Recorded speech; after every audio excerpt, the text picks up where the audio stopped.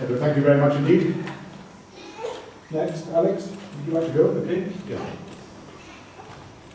Well, I agree with the laziness, which we heard in the last line of Edward's remarks. I think that Western complacency about carrying on with Cold War institutions after the end of the Cold War, lack of imagination about using large amounts, not small amounts of money, to take advantage of Gorbachev's concessionary and very idealistic foreign policy, basically giving everything away and expecting quite a lot in return, which wasn't a fact, and keeping expansion of NATO going, I don't think for ill intent, but for lack of imagination, bureaucratic momentum, so that every month and every year proceeded closer to Russian borders. I think that is partly our responsibility, not for having lost Russia, but for having failed to take the opportunity at the time when it was there, basically in the 1990s, to include Russia in a greater Europe. Instead of which, Russia, for good and bad reasons, felt excluded, and in the Putin years, in the 2000s, and increasingly even now, under Putin-Medvedev tandem, sees itself as an uneasy outsider and behaves as outsiders do in a rather awkward, assertive, and occasionally aggressive manner. The last 8 months have seen 3 crises, 2 of which point out the awkwardness and the assertiveness, and one which gives, in a strange way, hope for re-inclusion and an attempt and an opportunity to make up some of our mistakes. The 2 crises, of course, are Georgia, the conflict, war, whatever you want to call it. We can come back to that last summer. The other was the latest standoff on gas with Ukraine. And both show 2 new things. One was the degree of forcefulness of Russian external policy, and the other was a scant regard for any sort of Western reaction. Before that, in the 90s, when they did things, they hesitated, rode back from positions, shouted rather than acted. This time they acted rather than shouted. The third crisis, what's now called the Great Recession, the great global economic crisis, does provide lots of opportunity because it has intensified the debate within Russia between those who might loosely be called the authoritarians, those who want to stabilize the Russian state in a difficult economic situation by tightening controls from the top and by battening the hatches down in terms of resisting external influences.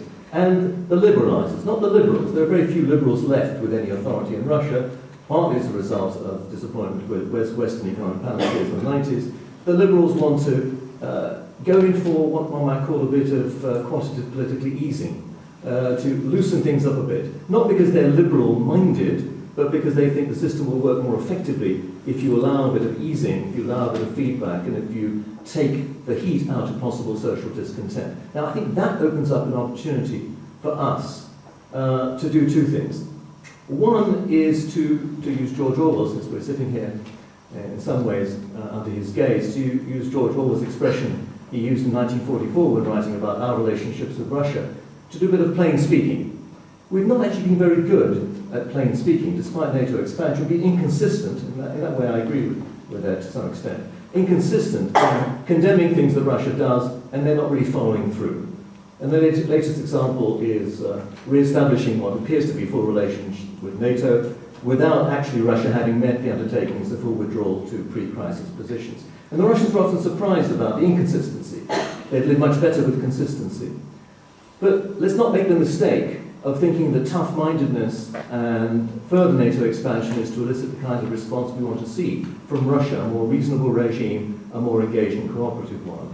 It's talk of NATO membership for Ukraine and Georgia as the main pathway, which is likely to feed the authoritarian argument in Russia and likely to get responses of the kind we got last summer. Sidelining the NATO track is good for Georgian and Ukrainian security in the sense that you can then build and strengthen economically and politically regimes which are a mess and strengthen them on Russia's borderland, in Russia's near abroad, without actually feeding authoritarian arguments in Moscow itself.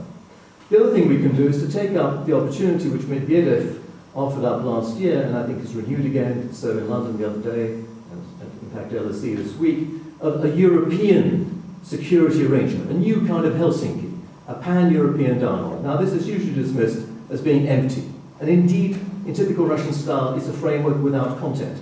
But Helsinki 1 was a framework without content. It was something the Soviet Union pressed for And we resisted for a long time and then filled the agenda to our advantage. We can do the same, I think.